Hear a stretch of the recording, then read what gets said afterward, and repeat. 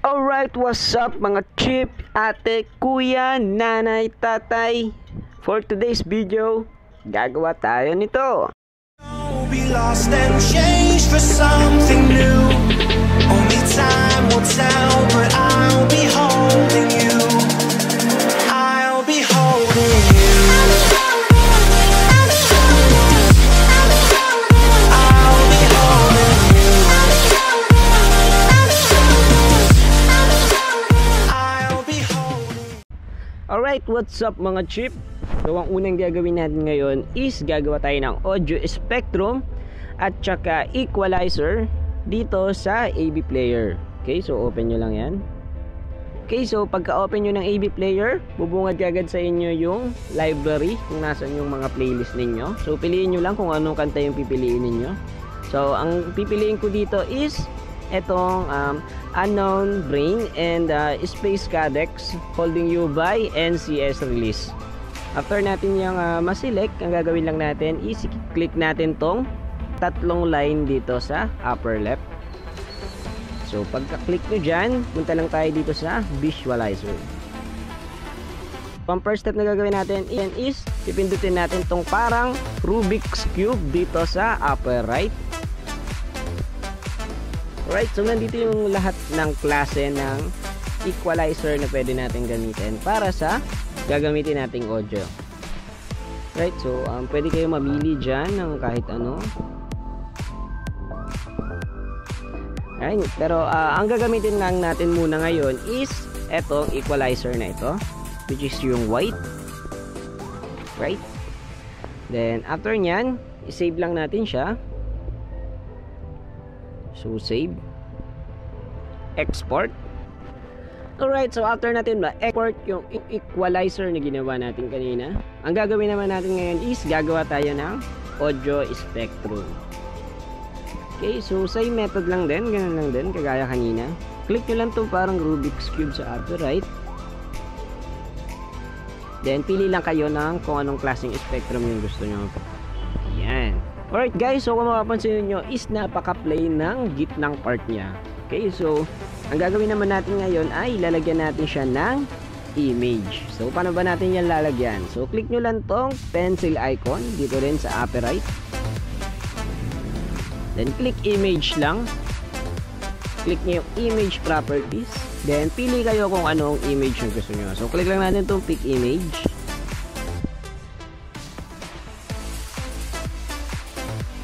Okay, so ito yung gagamitin ko. Ayan. Alright, so ngayon nalagyan na natin siya ng image sa gitna. So ang gagawin natin ngayon is i-export din natin siya. Then, punta na tayo sa Kinemaster Pro. Okay guys, so nandito na tayo sa Kinemaster Pro sa Android. So ang unang gagawin lang natin dito is mag-i-insert tayo ng plain background. Okay, so lalagyan lang natin ng color black na background. Okay, so check lang natin. Then, expand natin to hanggang 30 seconds.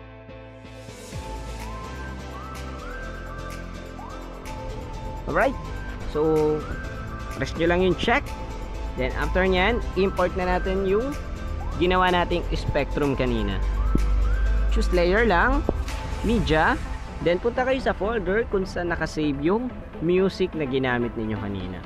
Okay, so punta tayo dito sa download since dito naka-save yung music na ginamit ko. Then, open lang natin yung dalawa.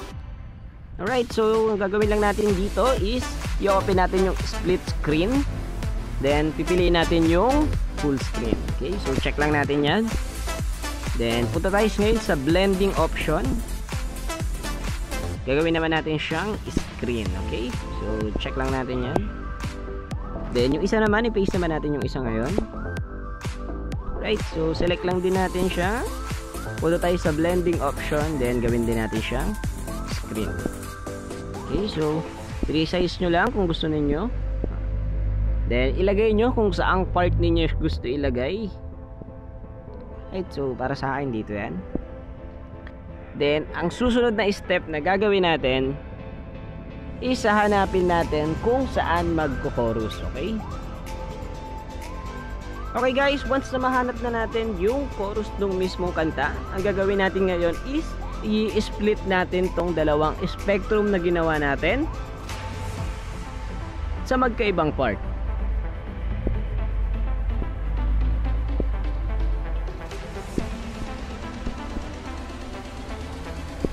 Okay, so trim lang natin yan. Check. Alright guys, so once na ma-split na natin sila sa magkaibang part, ang gagawin naman natin ngayon is isa-select natin tong solid color na background natin. Then, iti-trim natin siya. Right, so trim to the right of playhead. Then, check natin. Then, press ulit natin yung media. Mag-i-import tayo ng panibago dito. Okay, so ito ang i-import ko. Then, ang gagawin ko lang dito is i-expand ko lang siya hanggang dun sa may kanta. Okay, so ang next na gagawin natin guys is mag-i-import tayo ng another image pa.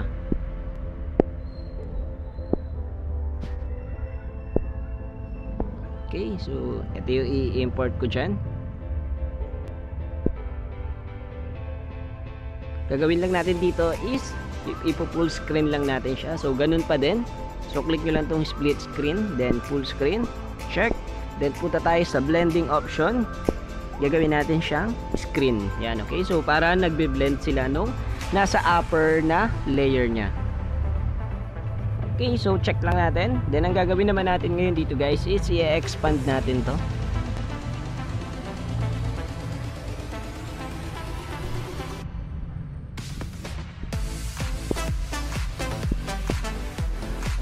Okay, so susunod naman natin na gagawin is maglalagay tayo ng transition. Pilit tong transition. Then piliin nyo tong prism glitch. Ayan, napakagandang transition nito. Okay, so good job kay Kinemaster.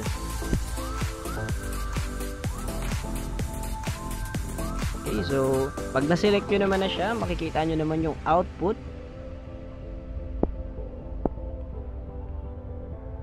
So once na i-play natin siya, makikita na natin yung output niya. Okay, so play natin from the beginning.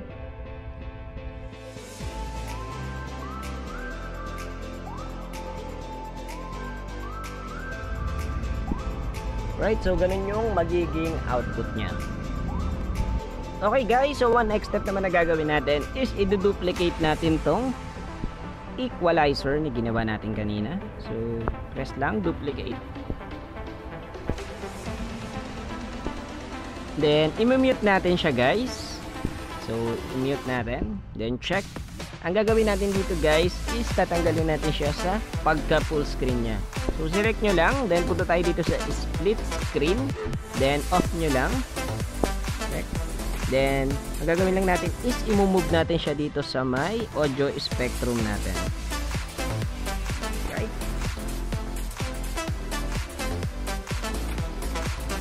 So, wag gagawin natin dito guys is kukunin lang natin yung title niya.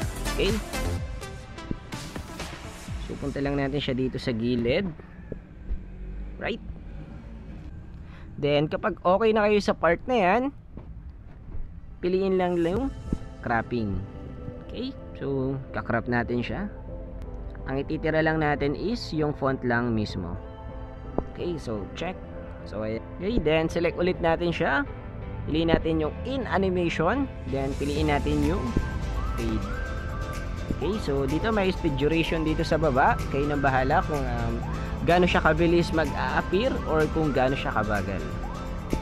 Check natin yan. So punta ulit tayo dito sa audio spectrum natin, in animation, then piliin naman natin yung pop. Okay, so ayan yung magiging output niya. Okay, so check lang natin kapag okay na tayo dyan. So masusunod naman natin na gagawin guys is mag-add tayo ng font na gusto natin i-add. Okay, so pero optional lang naman to kung gusto nyo lang naman to gawin. Okay, so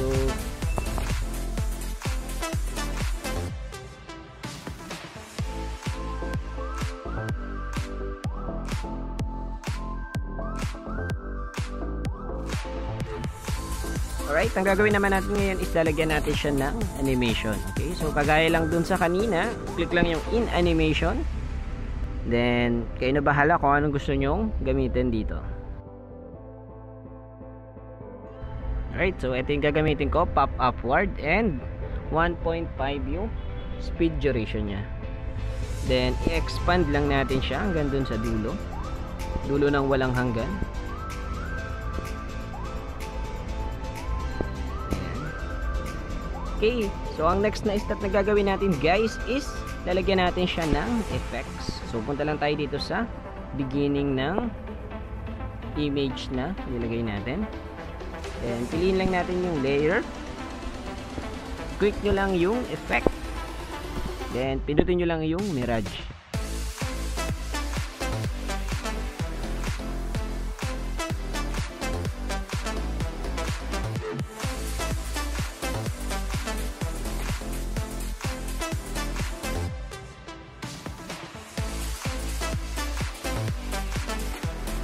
Okay na siya sa akin. Ang gagawin lang natin ngayon ay i-adjust lang din natin yung guys, so after natin makapaglagay ng mirage, mag-add din ako ng footage effect dito, yung fire sparks na tinatawag. Okay, so ang gagawin lang natin dito guys is kagaya lang ng ginawa natin dun sa equalizer natin. Ipo-full screen natin siya, then i-blend natin siya ng screen type.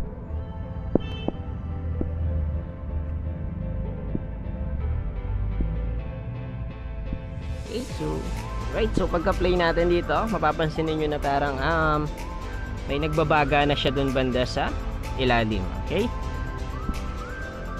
So, ang last step na gagawin natin dito is lalagyan natin siya ng base pump.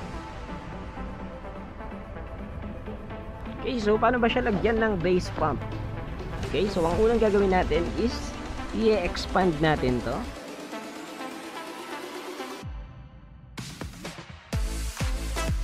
Okay, once na ma-expand natin siya, punta lang tayo sa pinaka-start ng clip natin. Okay guys, so ang gagawin nating method dito is lalagyan natin ng bookmark yung bawat bass na maririnig natin dito sa music natin.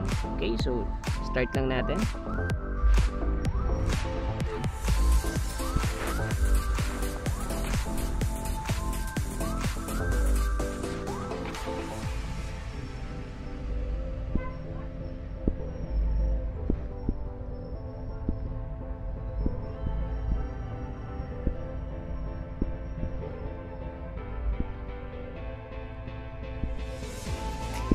Alright, so after nyan, pwede na ulit natin siyang ibalik sa dating size nya. Okay. Alright guys, so kung mapapansin ninyo, may makikita kayong color violet na arrow sa taas ng footage natin. Ayan yung tinatawag na bookmark. Okay, so paano ko ba yung ginawa? Habang umaandar siya, pinipress ko lang tong minutes meter nya. Right, so for example, dito banda. And so kung mapapansin niyo is color orange pa siya dito. Pero once na i-click mo siya, magiging color violet na siya and magkakaroon na siya ng bookmarks. Okay? So once na malagyan natin siya ng bookmarks, ang gagawin natin ngayon ay mag-i-import tayo ng isa pang image para dito. Okay, so click lang yung layer, media, and piliin lang natin yung same doon sa media footage natin. Okay, then ang sunod na gagawin natin is i-expand natin. Okay, so dito makikita nyo yung lahat ng layers na ginamit natin. Then punta tayo dito sa unang bookmarks natin. Okay, so once na makapunta na tayo sa unang bookmarks natin, ang gagawin natin ngayon ay i-resize natin tong image na ilagay natin kanina. So resize lang natin siya, then send to back. Yan. Alright, so check lang natin siya. Okay, so sa mga magtatanong kung bakit nag-import pa ako ng parehas na image, meron naman akong ganong image na dito sa media natin. Well, ang sagot ko lang po, hindi po kasi na-animate yung media footage. Right, so kung mapapansin niyo, walang media animation key dito sa left side niya. Unlike dito sa nasa layer, makikita ninyo na merong animation key. Okay, so ito kasi yung gagamitin nating method. Okay, so ang gagawin lang natin dito guys is lalagyan lang natin siya ng keyframe. So press nyo lang yung keyframe natin. Then yung left and right nya, lagyan nyo din.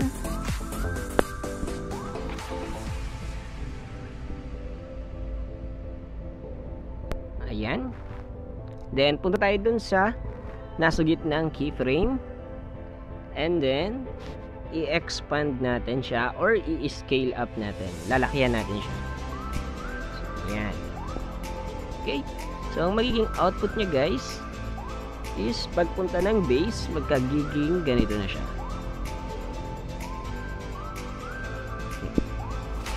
So magbe-base drop din siya. Okay. So ganun din yung gagawin natin sa ibang bookmark.